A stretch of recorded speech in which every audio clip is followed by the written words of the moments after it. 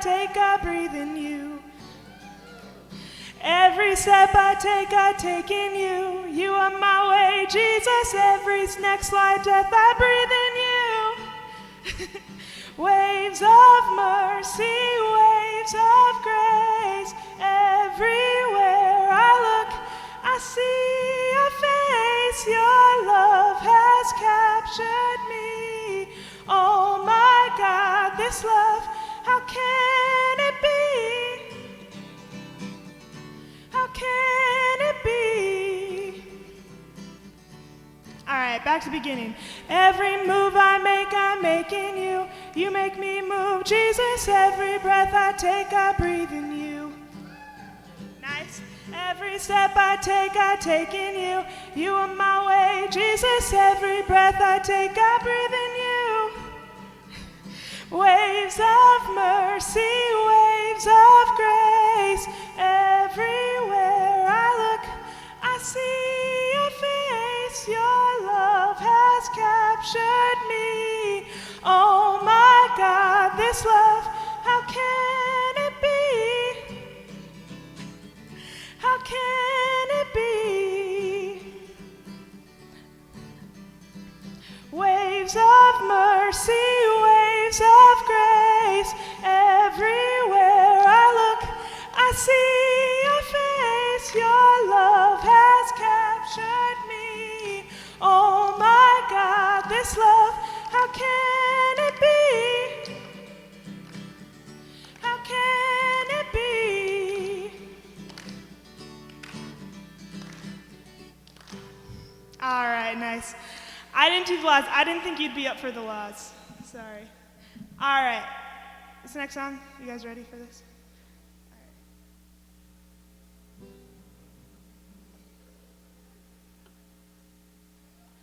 All right, here's the deal. If you know the actions, you sure can do them. And you can also feel free to just dance, maybe go in the aisle, or you can just do whatever you want. All right, I'm looking at you, Lacey. I'm looking at you.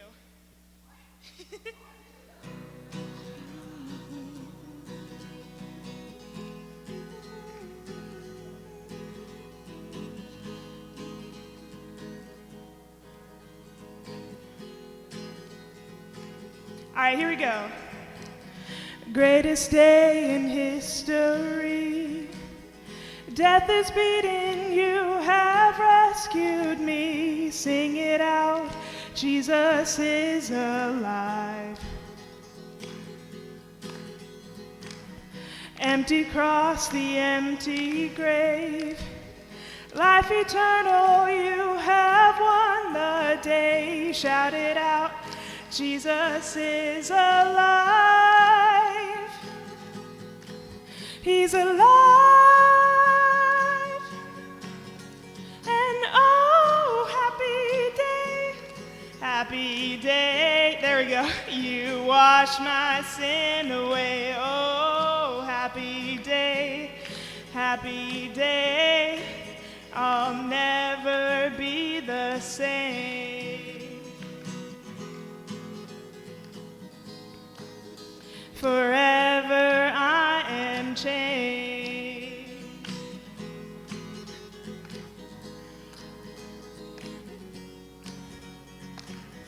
When I stand in that place, free at last, meeting face to face, I am yours, Jesus, you are mine. Endless joy and perfect peace, earthly pain finally will cease. Celebrate, Jesus is alive. He's alive. And oh, happy day, you wash my sin away. Oh, happy day,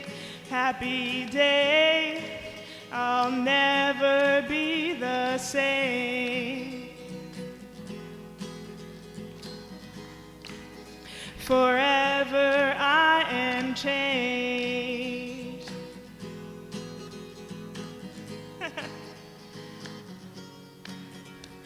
And oh, what a glorious day, what a glorious way that you have saved me.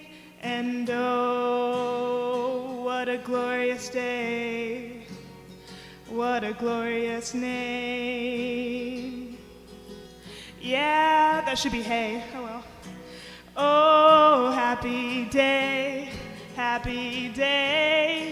you wash my sin away. Oh, happy day,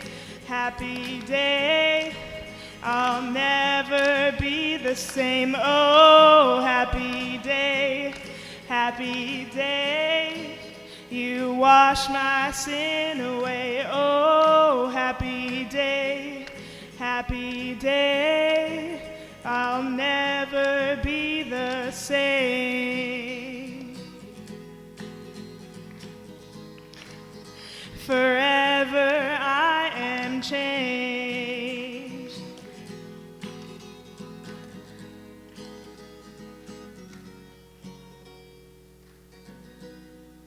All right, right on. All right, you guys can go ahead and take a seat. Thank you. Whew. Thank you, Reagan. All right, so tonight we're looking at the subject of the law, and we'll look specifically at the 10 Commandments when you're in your small group, but there's over 600 commandments in the Old Testament, and so how do we know if we watch some of those, if we listen to some of those laws or not? How does that change over the course of time? Why do we not still follow all 600 of those? That's the big question that we're looking at tonight. So we're going to watch a little video here in just a second to help introduce the question for us.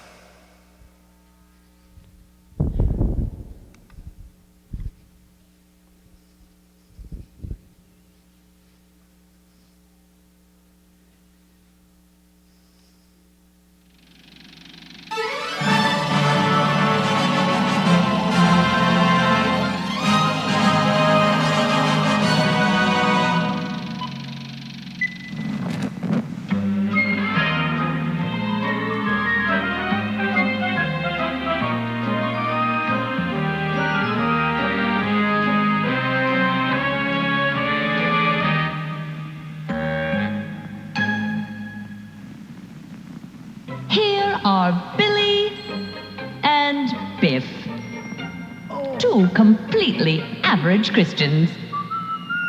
And these are the 10 Commandments. Yes, the 10 Commandments. 10 simple rules God handed down, prohibiting theft, murder, and the worship of false idols, among other things. But that's not all. Did you know there are actually more than 600 laws found in the Old Testament? And these laws didn't just fall out of the sky. No, sir. These laws emerged within the Hebrew culture over time for the sake of having a healthy relationship with God and each other. Now, Biff here follows only the original 10 Commandments. But Billy, well, Billy has decided to follow every law from the Old Testament. Let's see how these two fare, shall we? Most of the laws of the 10 Commandments are already familiar to us and easy to understand. But some of the other 603 laws might be a bit more difficult to follow. Billy, remember Leviticus 11:9? You can only eat ocean animals with scales and fins.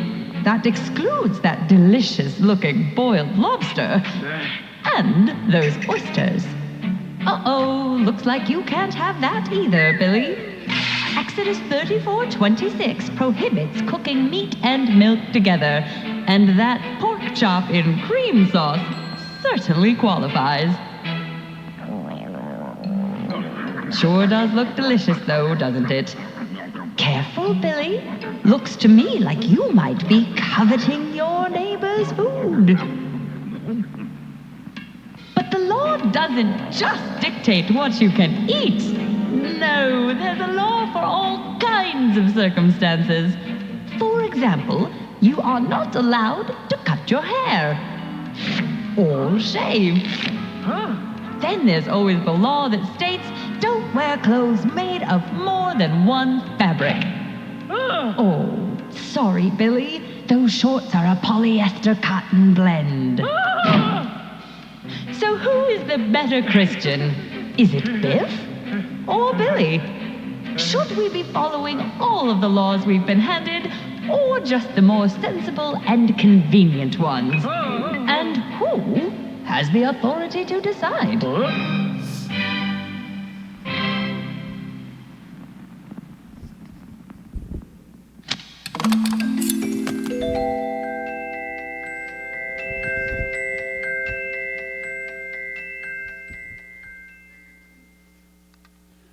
All right, so that's the big question we're looking at tonight. We've got all these laws in the Old Testament, and a lot of them that we still don't follow because a lot of you are wearing clothing of mixed makeup tonight, right? It's not all cotton blend what you've got on. There's a lot of different laws that we don't follow, so how do we decide which ones we follow and which ones we don't, like being quiet in the middle of a class? If you want to talk, you're welcome to go out into the narthex, and I'll take attendance after you step out there, but please respect those around you while we have our class time here. Follow the rules in here. All right? So you might be familiar with the 10 Commandments, but we're not really familiar with these 600 that we have in the Old Testament. So how do we even begin to hope to know all of those commandments, let alone be able to follow them? And that begs a bigger question. Should we follow all 600 of these laws? Why are there so many, and are they really necessary to follow? But before we get into any of that, before God gives any commandments, he gives a promise.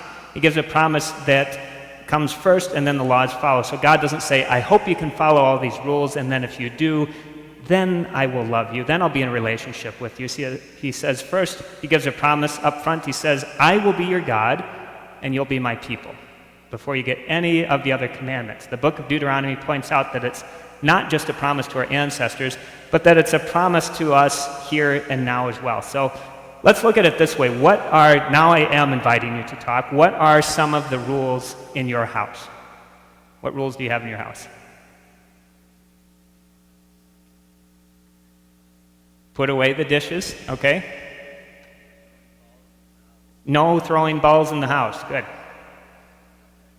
Don't kill each other. I'm very glad that's a rule in your house. All right, so we've each got some different rules in our house, and hopefully all of us have the no killing rule in our house.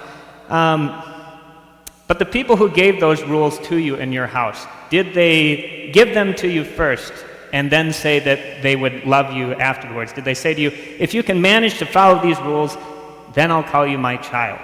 But I'm only going to claim you as my own if you can manage to follow all of these rules and never break any of them. You probably haven't heard your parents say that, right? They probably didn't make up a bunch of rules and then decide to have you and say, I hope this kid lives up to these rules. They said, I have this child, I love you, and now I'm going to give you some rules.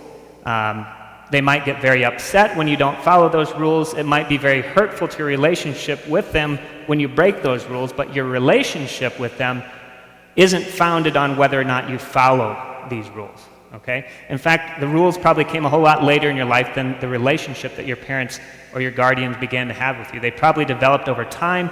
They weren't given to you when you first came home as a baby. They didn't say, all right, here's all the rules, I hope this baby can follow them. We followed lots of rules on our way here tonight, right? Somebody probably drove you here tonight, and they followed laws, or they followed a certain set of rules that told them how fast they could drive, what side of the road that they should drive on, whether they could drive through an intersection, or if it was their turn to stop. Can you imagine how dangerous it would have been coming here tonight if we didn't have traffic laws, and you came to an intersection and everybody just kind of figured it must be my turn to go, and they all drove through at the same time? Or if somebody decided, you know what, I want to drive on the left-hand side of the road tonight and see what happens going 60 miles an hour. So it's important that we have some of these laws in place. Sometimes rules can be obvious like that when we're driving. Other times it's harder to understand where rules came from or why they're in place. So some of the rules in the video that you saw tonight are very strange, right? Like not eating any shellfish. In fact, there's a lot of rules about food in Scripture. Maybe you don't have a problem avoiding shellfish, but what about bacon? How many of you like to eat bacon? I love to eat bacon on a pretty regular basis, and Scripture gives a law that says you're not to eat pork, okay? So what changed? Why is it okay for us to eat bacon now, but it wasn't back then? Why do we follow some laws in Scripture, but we don't follow other ones? All right, let's go back to, because bacon tastes good. Okay, great. I'm glad that rule is not there anymore either. So let's think about it in this way. Think back to your house again. Are there any new rules that have come to your house lately? Like, have any of you in the last year or two gotten a cell phone for the first time? Okay? Or whenever you got your cell phone, did some new rules come with that cell phone? What are those rules? What were some of those rules? No staying up late playing on it.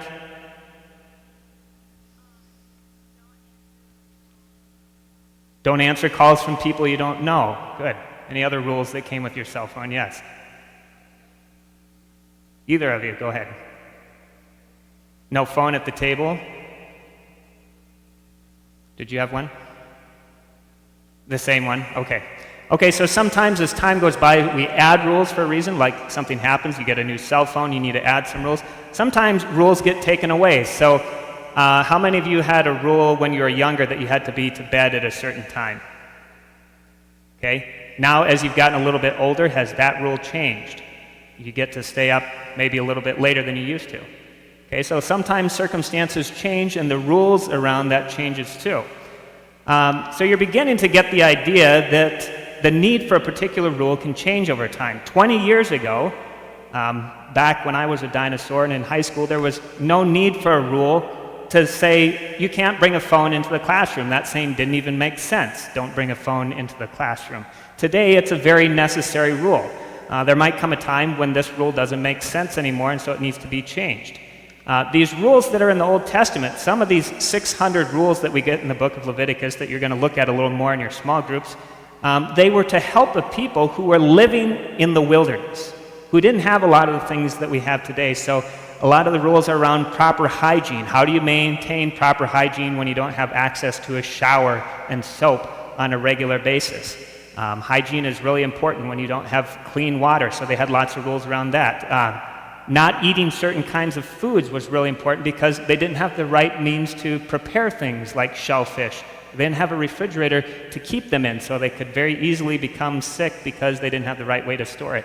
They had lots of rules around when you got sick, what you did. You didn't have a doctor to go see, so what they said, you got sick, you go live somewhere else for a while because we don't know how to fix what's going on with you, but at least we're going to keep you from getting everybody else sick. So the rule was you got sick, you stayed apart from everybody else until you got to feeling better, then you got to come back. That kind of rule doesn't make sense in the time and age that we live in now, does it? You go see the doctor if you're sick and you hopefully get better. So we don't have the same kinds of problems today that they needed many of those rules for back then, but we do have lots of other problems that they never had. So a lot of rules come and go at one point or another throughout our life. And if you think 600 rules were a lot to keep track of, on average, each state in the United States introduces 800 new laws in their state on any given year. So 800 new laws in the state of Iowa within the last year. So how do we figure out which ones are the most important, which ones do we need to pay attention to, which ones can we maybe forget about? And maybe at this point a list of 10 is seeming a whole lot more manageable than 600 or 800. But Jesus tries to make it even simpler to look at than that by boiling it down to 2. So when Jesus was asked which of the 600 laws was the most important, he said this: the first and most important is love the Lord your God with all your heart and your soul and your mind. This is the first and most important commandment. And the second most important is like it: love others as much as you love yourself. And then Jesus said all the rest of the law boils down to these 2 things. All the rest of the law hangs on these 2 things: love God, love your neighbor. So whenever you run into a rule, whenever you run into a law, you can put it alongside what Jesus says here and look at that law and say, is this law helping me to love God? Is this law helping me to love my neighbor, whoever that might be, literally my next door neighbor, somebody I run into in the street, my family, my friends? Does it help me love them? So for instance, You can look at the first 3 of the 10 commandments up there on the left-hand side. Does it help me love God? You shall have no other gods. Use God's name properly. God set aside time throughout the week for you to rest, so take advantage of that time to rest and worship God. So those help us to love God. The other 7, don't kill, don't steal, don't tell wrong things about other people, don't want what doesn't belong to you. That's all stuff that helps us to love our neighbor, okay? You could probably even apply this to traffic laws. As you think about it, they help me to love my neighbor. As I'm going down the road, I drive on the right-hand side of the road because I love my neighbor. I hope my neighbor drives on the right-hand side of the road for them because they love me, and when we're going opposite directions down the road at 60 miles an hour, I hope we love one another enough not to be in the wrong lane, right? It's important that you always be thinking about these laws, because sometimes new laws come into effect that are not good. Just because something gets made a law doesn't necessarily mean that it's a good thing. So maybe at this point in your school education, you've studied a little bit segregation in our country. There were laws in effect at one point that didn't allow white and colored people to be in the same building, to use the same facilities, even the same drinking fountain at one point in our country. There was a law at one point in our country that said it was illegal for women to vote. So just because, ladies, there was a rule at one point where you wouldn't be able to vote, just because a law gets put into effect doesn't necessarily mean that it's good or that it's worth following. So you need to always put these laws alongside what Jesus has to say and say, does this help me to love God? Does following this law help me to love my neighbor? And if it doesn't, maybe it needs to be changed, or maybe it needs to be gotten rid of altogether. Now, you've heard a lot of talk about law at this point, and maybe you're wondering, like the blue kid in that video, how can I possibly keep this great wealth of laws? And the reality is, you can't. You can't keep all these laws. You're commanded by God to keep them because He wants good for you. He wants to keep a good relationship with Him. He wants to keep a good relationship between you and your neighbors. But you can't possibly do it. Now, maybe you manage to keep that rule of not killing anybody in your house, right? Hopefully you can keep that rule. But Jesus says, even if you call somebody a fool, you've done as much as kill them. So it doesn't take a lot to break these rules. But the good news is that when you do break these rules, we're reminded that we need God. We're reminded that we need God. We're reminded that we're not perfect, and neither is the world that we live in, and we badly need God. But above that, God reminds us that we were never meant to do this life, to be in this world on our own either. He wants us to be drawn back to Him, to be turned back to Him. So sometimes that's the most important thing that the law does, is reminds you of your need of your relationship with God, which brings us back to the beginning of these commandments. Before God gives a single commandment, He gives a promise. I will be your God. You will be my people. That's His promise to you.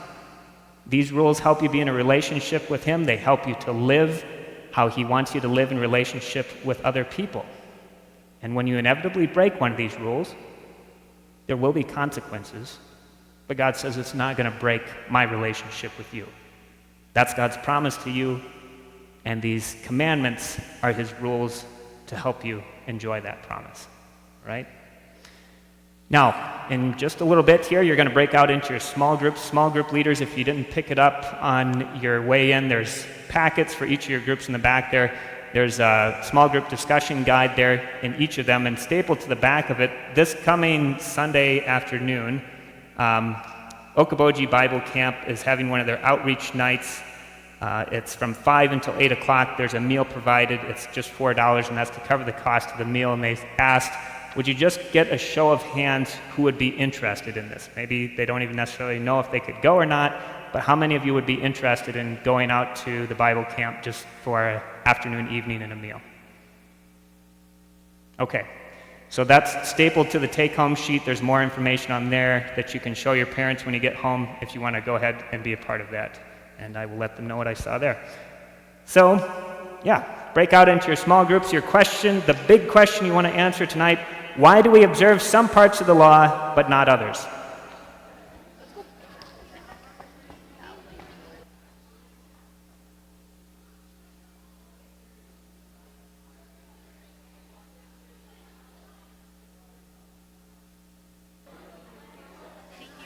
Yes.